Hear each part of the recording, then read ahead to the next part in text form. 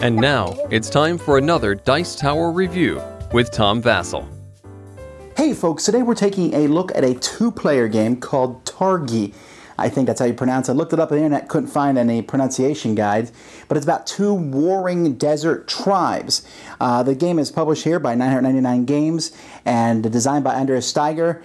This game looks like it's one of the Cosmos two-player games that usually come in this box, and it has a little bit of that feel. This is a game where you're going to be placing workers on the board, trying to... It's a little hard to explain it in words. When you see it, it makes a lot more sense.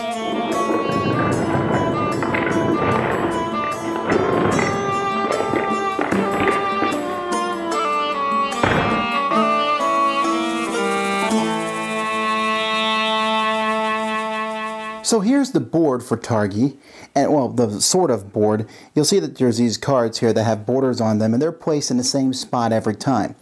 These cards in the middle are going to be different. They're drawn from two different decks. There's a goods deck and a tribes deck, and you can see there's goods, tribes, set up like this. Now, each player is going to get 5 pieces. All right, you have these 3 workers here, and then these markers, and there's white and blue.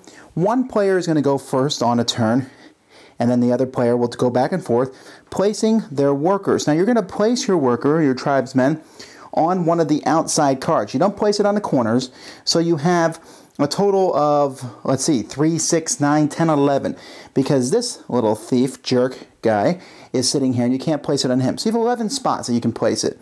So let's say I place my first one here. Then the other player, the blue player, he has fewer options because he cannot place his across from me. So he decides to do his here. And then let's say I decide to place my next one here. And then the blue one places one here. And then I place one here. Now the blue one's options are very limited because he can't go across from this. Well, I guess he could, but there's no point to it. He can't go across from this or here or here. He can only go here or here. So he decides to go here. After this happens, each player is going to place their markers where the paths of their workers cross.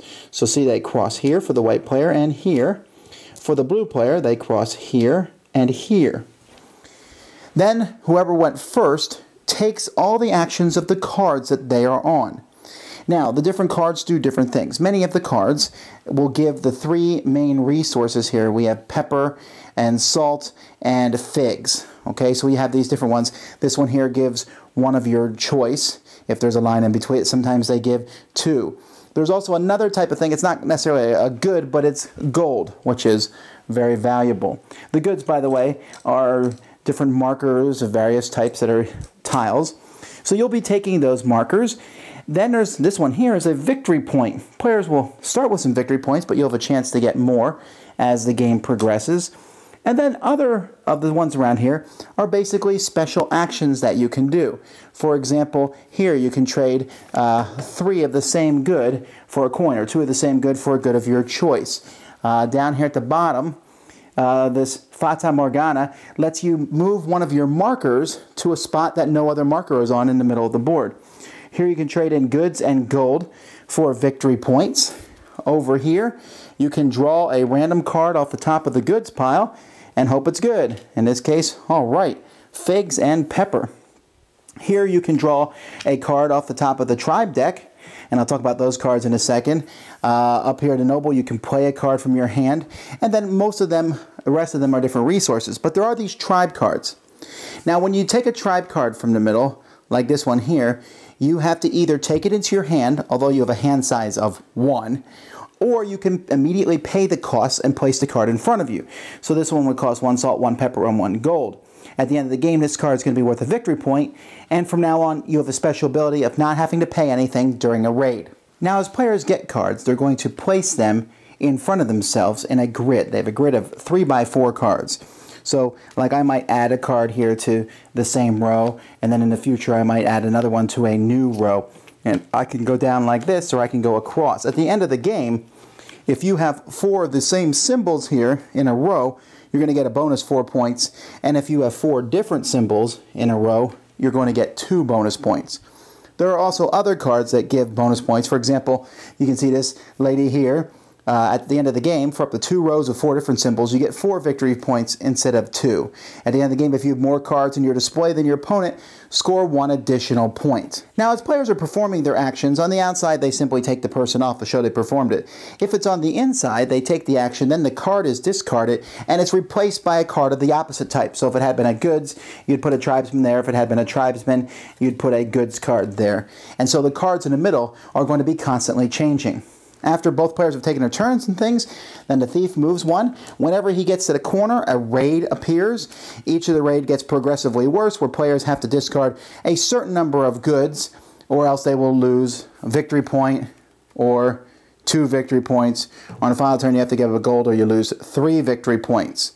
So when the thief has got to the final raid, the game is over. Or if someone gets 12 cards in a display in front of them, fills up the display, the game's over. Players are going to add up any victory points that they have gotten over the course of the game, plus victory points on their cards and from their display, plus bonuses, and whoever has the most victory points is the winner. Wow. Folks, I have not been taken by a small 2-player game like this in such a long time. This game is phenomenally fun.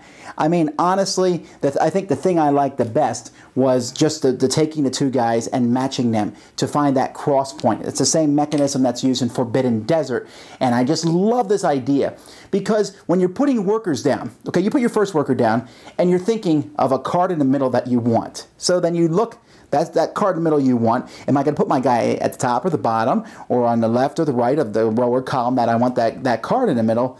So then I have to pick which of those cards is the best. But then I have to think, I might want that card and I put my guy in the proper row or the column.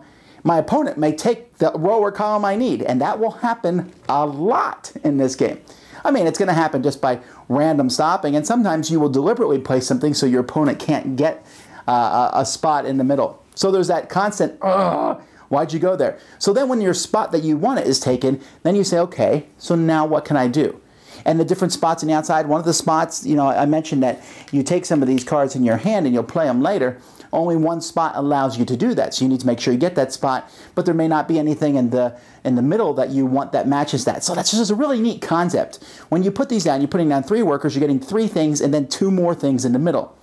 And so I really enjoy that. The building the display in front of you is an interesting thing, and the special abilities are cool, and I like those, but it's that whole phase with placing things, and the game plays back and forth very quickly. The box says an hour, but I think 45 minutes is a closer, accurate thing to it. The components are very well done in this game. I like how the border cards, they have a picture of what they do, but on the back it tells you exactly what that card does written down, and I think that's a nice thing. You don't have to look through the rule book to see what it does. Just flip the card over and you have a written description.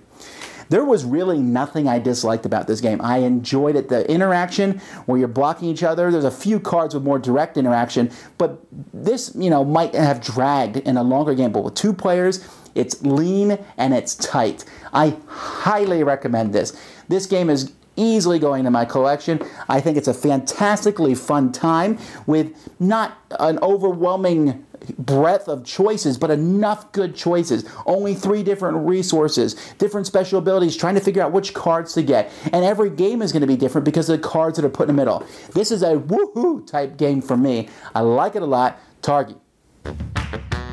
Thanks so much for watching the Dice Tower videos. Find more great videos and reviews, as well as our top-rated audio podcast at Dicetower.com.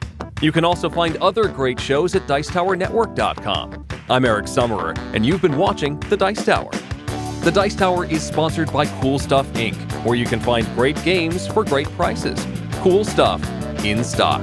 Check them out at CoolStuffInc.com. Shut the door. There.